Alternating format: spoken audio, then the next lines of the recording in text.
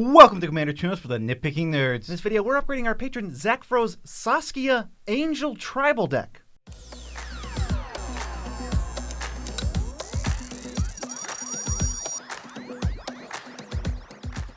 I'm your host, Joe Cherries. I'm your host, Beezy, and that makes us the Nitpicking Nerds, wishing everyone a happy birthday because we make videos every day. So today's someone's birthday. Happy birthday to all of those people. Also, if you want to support birthdays, our cat who isn't here, and us, go to patreon.com. Yep, patreon.com is the best way to support the nerds. You do it directly. Want to support us indirectly? TCGPLAYER.com. Affiliate link in the description below. Go down there, click the link, go to TCGPLAYER. Now that you're on the website, click buy whatever Magic card. Guess what?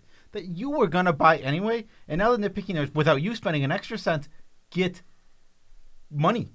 That's the key. If you love the channel and you're looking for a way to help out, it's like 30 seconds out of your way. Click a link, then just do whatever you're going to do. Boom. Supporting the channel. You can also do that with DragonShield.com. There's a US and an EU link in the description. Do whatever makes sense for you. You can go buy custom sleeves straight from the site or whatever you buy normally, and then guess what? We get to get back on the order. So, hopping into this right now, what are we doing? Commander tune-ups. What is that? Yeah. Well, it's where we take your patron-submitted deck, and under your restrictions, we upgrade that deck to be the best that we can make it with the budget, with the restrictions, whatever you're looking for. So for this deck, there was no budget. But we wanted it to, it didn't matter who the commander was, but we did leave it Saskia. We left the exact same. And we had to leave in Flump, Bruna, and Gisela while also keeping the Angel theme. Yes, the theme of the deck is Angel Tribal, and it's in 4 colors, everything but blue. Almost Wooburg, just all of the best banger angels, but you got to make sure that it all synergizes together. And what we ended up settling on for a game plan, because I didn't really see much of one in the main deck other than just turn angels sideways. Assemble angels while filling the graveyard and finish things off with mass reanimation. We got some big giant things that are going to bring all our angels that we killed or buried back into play, and then we're just going to wreck people. Well, yes, angels are, well, haymakers. Most angels are haymakers. There's some small ones, you know, that you can cast for 3-4 mana, but most of them are absolute haymaker, over-the-top threats that are just going to demolish your opponent. But if you're spending the 7-8 mana it costs to get each one of them out, you're just going to be casting one spell a turn, and if it dies, you'll be stuck in a hole. But if we can put 15 of them in the graveyard or return them all, guess what? How are they going to be that? First thing on the agenda, we just got to read the commander for you. She's not an angel, but she's going to mess people up. It's Saskia. Black, red, green, white for a 3/4 with vigilance and haste. As she enters the battlefield, choose a player. Whenever a creature you control deals combat damage to a player, it deals that much damage to the chosen player. So Saskia is going to basically double all the damage we deal to any player and direct it at the chosen player of our choice. We're just going to take somebody out of the game super quick, and angels can actually rack up a ton of damage really fast. Yeah, they're, as I said before, haymakers. They absolutely will be wrecking stuff. The first thing we like to do with all these decks is go over the best cards that were in the deck when it came to us. First thing, Starnheim Aspirant. It's a 3-mana 2/2 that makes our angels cost 2 less to cast, similar to Urza's Incubator, which is a 3-mana artifact. When it enters, we'll choose angels, and our angels will cost 2 less to cast. I don't know if you know this. Angels are haymakers, so if we can get both these on the battlefield, what would we be reducing a lot of them by 4? I almost feel like once you have one of these, your deck is insane, because now all these cards are below rate, and you're actually paying what I would want to pay for them in Commander to get feeling I'm getting an advantage. So those are like necessities. There's also Aurelia the War Leader, who could just be an absolute KO. You need like Saskia, any angel, and Aurelia, and that's basically enough to KO a player. You're dealing 6 from Aurelia, counting Saskia's ability, 6 from Saskia, and then like 10 from the angel in one combat, and then you do it again. Yeah, just do it just do it twice, and it's going to kill somebody. Reanimate. Been the best reanimation spell for the past 25 years. That has been updated. Not 10. Yeah, we figured out when it came out. It came out in Tempest, which was 25 years ago. So we're a reanimation deck. Obviously, Reanimate is going to be insane. Reanimate older than me. It is older than you, by like a solid year. Yeah, exactly. All right. And also Rise of the Dark Realms. Now, these 2 cards, along with Animate Dead, which were already in the deck, gave us the idea of like, that is a good way to kind of mitigate the cost of our angels. We can pay only a couple more mana than one of these angels would cost, and then just cast Rise of the Dark Realms to get everything back, including all of our angels. So if we put some work in to put extra angels in the graveyard, we cheat mana cost and then just mess people up with the haste enabler. So that's kind of part of where we got that idea from. Now that we've gone over the best cards in the deck already, we have to cut cards, we have to add cards. So let's start with angels. Well, this is an angel deck, so obviously we didn't cut that many angels, but we did add a ton. So let's start with the cuts to see what we took out. Angel of Tithes we're not interested in a propaganda or ghostly prison type effect in this deck. It's just kind of a poopy angel. Thraben Watcher? It's just always watching on a body. Ugh. These cards that are kind of like unplayable in regular Commander, I don't think they pass the bar just because they're an angel. We have plenty of decent angels, so that is not going to make it either. Rhea Dawnbringer is like 1,000 mana, and we're paying 9 mana for a vanilla creature that just does what Animate does on our upkeep if we wait an entire turn cycle. So, like, why am I not just playing Animate Dead? Even if I'm an Angel Tribal deck, Animate Dead still represents an angel. Only way I would play Rhea Dawnbringer is if you really like how flavorful it is. The card's just so bad. Like, and it fits in this deck's theme perfectly. Literally perfectly. Well, but it's so overcosted that we can't even afford to put in the deck. And then Baneslayer Angel, I mean, Relic of the Past for Standard. This is a vanilla creature. It is not going to get you any W's. Also, going back to Rhea, tell me it doesn't fit perfectly into the theme of the deck. Well, I would argue it fits perfectly with the theme of no deck because it's 9 mana. It's That's where I would get It's it. just so expensive. God, it is. If you want a cool card that you know isn't good, Rhea Dawnbringer's the card. I mean, what's the mana cost where I'm like thinking about this? 4? I mean, I would play 6 mana Rhea Dawnbringer. I think that's a great card. Maybe. I mean, Shield Dread is 7 mana, and it's better than that, and I still don't like that card. Oh, God, you're right. Maybe that is just a bad effect. We added a ton of angels and a ton of angel tribal payoffs. This is where the deck really starts humming and comes together as like, well, why'd you pick angels? Well, like, here's why. First of all, Furious Retribution. This card is kind of insane, even in Commander. I know it was busted and limited, but you make a 4/4, so it's already an angel, represents an angel. Then, all your angels can now tap to mess things up and just kill creatures. Then they all gain double strike, and with Saskia, that is like game over. Why not just say they fight? Why do they have to tap to mess up creatures? They don't fight, they just destroy something. Oh, is it a bite? Yeah, no, it's tap, destroy a creature with less power. Oh my God! So they just eat them. I guess that's a weird ability. I thought it was a fight for some reason. They actually have a word for that. It's called messing them up. It's called Magic. Yeah. I don't think that's the. There's fight, bite, and mess them up. Maybe that's the colloquial term. Yeah, it is. There's also Rampage of the Valkyries, which is another not angel card that just ends up giving you a 4/4 angel for free. So it spots you a 4/4, and then whenever an angel you control dies, each other player sacrifices a creature. Now it's Butcher of Malakir on an enchantment, but it also gives you a 4/4. So either way, you're pretty happy with what happens. It's so weird. When I think of enchantments to make my opponent sacrifice when my creatures dies, I don't think of Butcher of Malakir. Oh, is there another one that does that? I actually think of Grave Pact, the enchantment that does that effect. That came out first. Okay, we got Vanquisher's Banner. Classic. I think we have enough angels. We definitely have enough angels, and I think they're costed relatively fairly enough that this will draw us enough cards. The +1/+1, it's whatever. It's extra gravy. I think especially with the cost reducers, which we're hoping to find, that makes this thing really go crazy. Yeah, exactly. The cost reducers are so big for this whole deck, and honestly, if you're gonna tune this deck up to the point of God, put in the demonic tutors, put in all the great tutors to make this deck really hum, you're gonna find the cost reducers almost every time. Renegade Reaper is pulling double duty, but I put it in the Angels section because it's an Angel. It enters and mills you 4, and then if you mill an Angel, you gain 4, which is exactly what we want to do. It's a 3-mana Angel. I wish we could play 5 of this card because this is the card that ties everything together. It's also Cleaving Reaper, which really wants to be milled. It's a 5/4 Flampler, whatever. But if you mill it or find it or put it in the graveyard, you could pay 3 life if you have an Angel enter to just bring it back to your hand, and then you just have an extra Angel. Yeah, exactly. Works perfectly well. Shalai, another just solid Angel for this deck. Our angels cost a ton of mana, therefore are super susceptible to cheap spot removal. Shalai just does a good job of kind of fighting that off. If she gets swords, you feel a lot better than if something like your Aurelia gets swords. Oh, yeah. Karmic Guide, classic angel, reanimates things. Could there be a better angel in this deck? No. Yeah, there could be. But it's the best angel in the format, I think, so maybe there just can't be. It is one of the best angels in the whole format. Angel of Ruins, 7-mana artifact angel, comes down, exiles 2 artifacts and enchantments, but it has plain cycling. So you can just have it become... This is fixing in this deck. It puts itself in the graveyard. And it puts itself in the graveyard. It's fixing, puts itself in the graveyard. It just works so well with this deck. Oh, yeah. We also got Liza, Forgotten Archangel. The deck has the other Liza. Now we're bringing in this one. If we get board wiped, unfortunate. Except, no, all our angels come back and we can just play them again. Yeah. Super duper awesome. You know what my favorite angel is? Masked Vandal. Lovely angel. Boom! That was my favorite joke in Standard when Mutavote was there. What's the best thing in Standard? It's the best squid in Standard. It's Mutavote. It was the worst joke ever. It was really stupid. Masked Vandal. It is technically an angel, and it does give us some much needed removal on angel. It's premium removal. I love this card. We also have Realm Walker, angel, and an angel tribal payoff because we can now cast our angels from the top of our deck, which is sick. Yeah. And the last one, super good card draw for any tribal deck.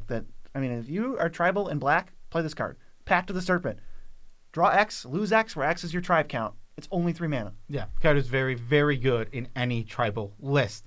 Next, it's time to fill up the graveyard and mass reanimate. For cuts for this, we didn't cut too much. We cut Momentous Fall and we cut Life's Legacy. We're just not looking to sacrifice our angels. I think also green is our least prominent color. Angels aren't really green. We have a few pips, but it's like I don't want to add these when we work so hard to get the angels out.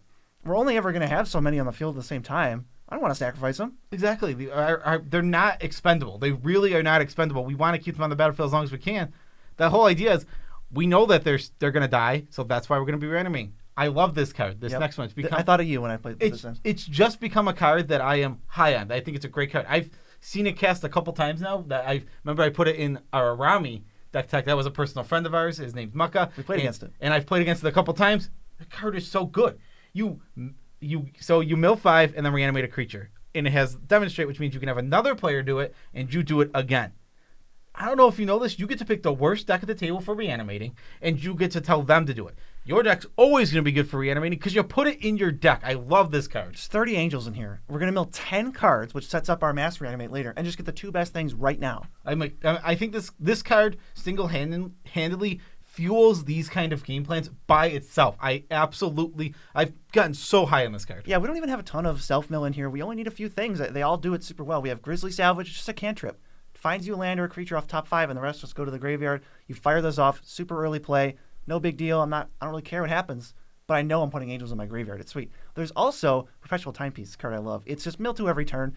It'll get the job done. It's slow and steady, basically. Eventually, you're going to build up to, oh man, Perpetual Timepiece milled me 12 cards while insulating my graveyard against graveyard removal. Yep. Also, Buried Alive. This is just an amazing card. It's 3 mana. Put 3 creatures from your deck into your graveyard. If you're setting up that mass reanimation, this is the card you want to cast the turn before. It's like the game over if you get to Bury Alive first. You put putting your best 3 angels into your graveyard and then mass reanimate, you're gonna be in heaven. We also have we want haste once we mass reanimate. I am so not waiting a turn. That is not reliable to win. So we want to add an extra piece to it. But especially with Buried Alive, you can go find things like Anger, stick it in the graveyard or mill over it. Now your guys have haste, and you don't have to worry about it because we're going to have a mountain. It's also Rhythm of the Wild, which means they can't be countered, and they basically have haste. And Chroma's Memorial, I needed a third way. I wanted one more way to get haste, and this was pretty flavorful. So yeah, this is a card that it's not like it's the best way to give haste, and we could even put if you want to go for okay, I want to make this deck competitive, which we don't because it's Angel Tribal. Yeah. You can put the 1 mana green thing, Mass Hysteria or Fires of Yavimaya. There's a ton of things that you can do like that, but instead of doing that, we can go with Chroma's Memorial, which is a memorial to a friggin' angel. Yes, and we couldn't put a Chromas in here because the Chromas are pretty stinky. There's also we need to actually mass reanimate. So in addition to Rise of the Dark Realms, we also have Haunting Voyage, which when we foretell it and then cast it from exile, we get all our angels back, and we're probably going to have haste. Patriarch's Bidding is the same thing, but everybody gets to choose a creature type, and then all these things come back. It's just not going to matter. Most creature types don't have flying, so we're just going to fly right over them when it matters, and we're going to get the most things because we're the graveyard deck. So a situation that's going to come up commonly, you're going to Buried Alive, and you're going to go Angel, Angel, Anger.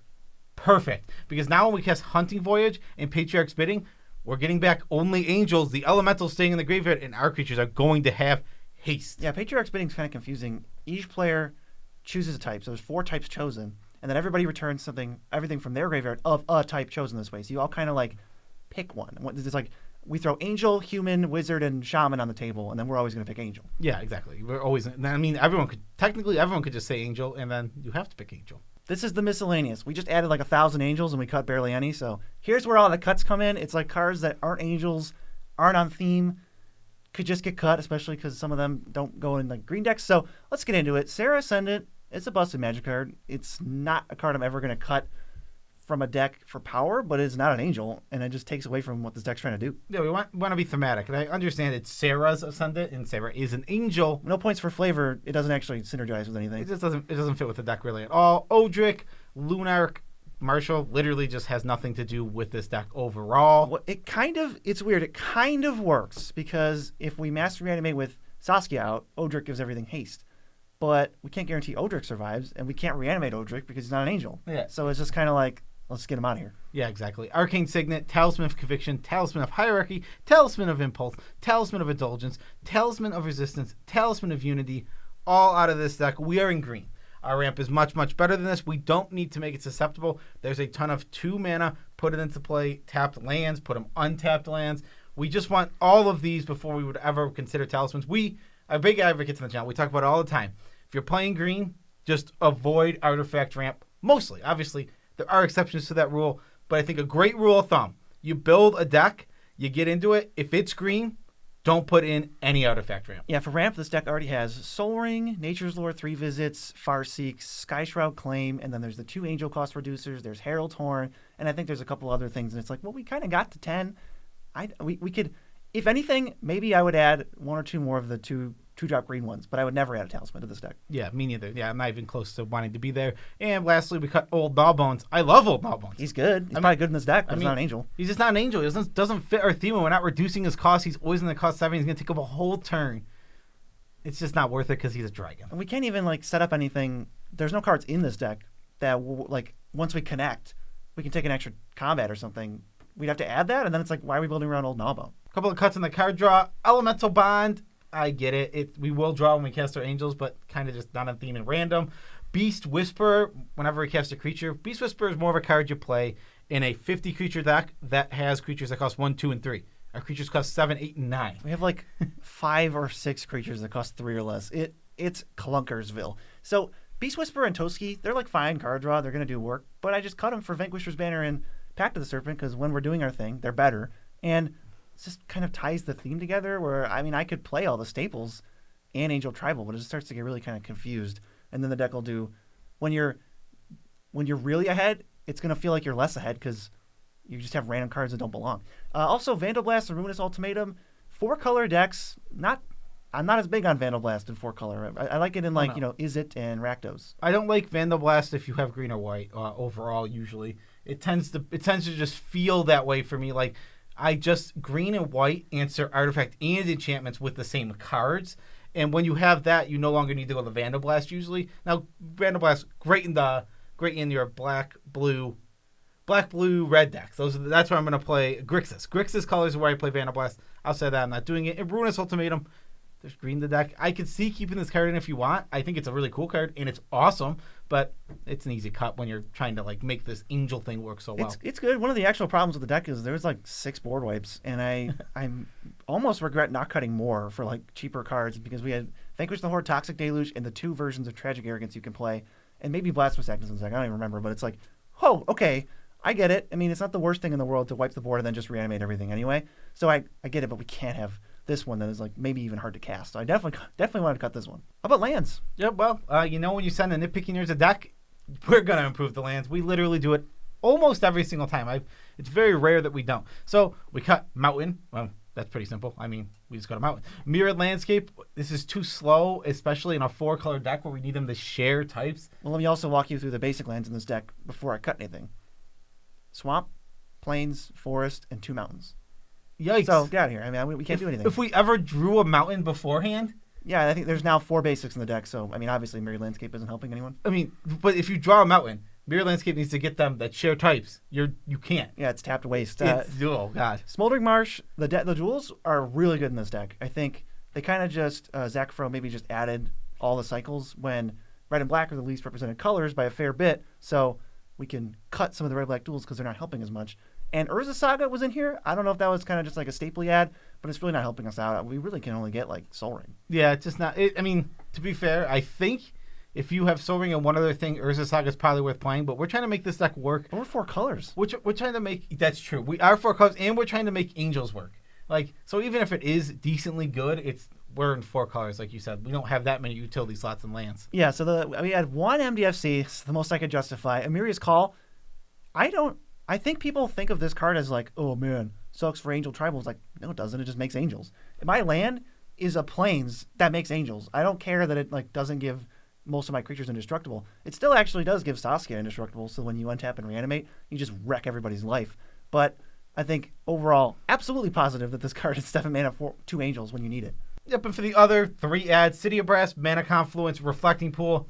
Just 3 rainbow lands for our 4-color deck. We're thirsty for them. We need all the ones we can get, and these are some of the cheaper ones. So let's get to the stats. The budget was non-existent, but we only spent $145, and a lot of that was on a few cards that you could easily not play, like Reflecting Pool. Yeah, exactly. I mean, if you don't want to buy Reflecting Pool, you don't have to buy Reflecting I'd recommend it. I'd recommend it too because this is a 4-color deck. Rainbow lands are essential. The original average mana value was 3.86. We raised it a little bit to 3.91. I mean, Angels cost a lot. They just cost so much mana. Yeah, I could really revamp this deck a little bit more and like try to cut down the average CMC. Some of the cards don't actually cost what they cost, and there's a lot to take into consideration, especially if when we have our cost reducers, the game's just completely different. So I think it's okay, though, to be a little bit clunkier. We're already doing this thing that's like, we're playing because it's fun and it's awesome, and we found a way to make it work. I'm not as worried about the crazy mana cost. Yes. At least we're not above 4. 4 is like, whoa, fix something. Yeah. Nah, in the total change for the deck, 25 overall changes. This deck is awesome. It's going to be a little bit clunky, but that's just the style of Angel Tribal. You're going to have a little bit of clunk, but once you get off the ground, I think with this mass reanimation theme, as soon as you get your footing in the game and you get going, now you're just going to be really a big threat the whole game because even if they wipe your board, you're sitting there, you're ready to mass reanimate, and they need to make sure they get rid of your graveyard with your board or else you're just coming right back. I'm also guessing that Saskia might have been like a little bit of a power choice. You could easily go with Morophon, and that gives you access to all the angels, and it says angel, and it does all the angel things. But I think that's definitely worse than just playing Saskia and saying, all right, my time matters a lot. I'm not going to have these angels forever. When I get them, I need to make sure they matter as much as possible. So like, let's double the damage output and get people dead faster. I think that's a really smart choice. Yeah, absolutely. I think this deck is really cool, and I think you're going to enjoy it, Zach Fro. But that is our video. Special shout-outs to every single one of our patrons. You're scrolling on screen right now. You know who's on there? Zach Fro. Whoa. Because he's a patron, and he's cool. Everyone's cool, especially people whose birthdays today. Yeah. I don't know if everyone's cool. I would say a lot of people are cool, and all of our fans are cool for sure. Name 2 ways that our fans could be cooler right now. They could be cooler if they went to TCGPLAYER.com using the affiliate link in the description below. You click on it, you go to the website, now you buy the Magic couch you were going to buy anyway. And guess what? What? We get a kickback on the order. Exactly. We get a kickback on the order. I knew it. Go to Dragon Shield for the same thing, but it's for sleeves, and it's the best sleeves in the multiverse. Good sleeves. So buy those, get the custom sleeves, get whatever you want, and they're going to last forever, and they're amazing sleeves. That's not true. They're going to last forever. As a side note, for those people who are like the real ones, only the real ones are watching right now, I would highly recommend, if you're interested in the decks we put out, Commander tune-ups, Precon power-ups, or whatever we're personally playing, or Shuffle Scuffle deck lists, to go follow us on Moxfield. Yes. Follow us on Moxfield. Absolutely. I couldn't agree with that more. One, we love and we advocate for Moxfield all the time. I think it is the best deck building website, and it's not even remotely close. I have tried many other ones. Its look, its feel, the way the UI, the interface is so chef's kiss. It has every feature you wish it had, and then it comes out with features that you never knew you wish you had. Yeah, exactly. So I want to throw out something for the tidbit. It's not even about our lives, but it's interesting. For the next 30 days in a row, the Nitpicking Nerds will be doing a poll on YouTube community tab. So every single day you can come in and check for a new whatever they're called. Poll. I could just said it. Yeah, I did. And then you vote, and we're gonna take the results of all 30 of these polls and analyze them in a video about a month from now. Yeah, they're all going to be talking about Commander format, changes that could or have been proposed. It's not even necessarily stuff that we are super advocating for, but we want to know what you guys think about some of the most hot topic things about bans or rules changes or items on the docket for usually talking about Commander. So stay tuned. Exactly. They're all going to be polls about the Commander format and what you think is best for the Commander format. But that is the end of the video. Peace out, Tribe Scout.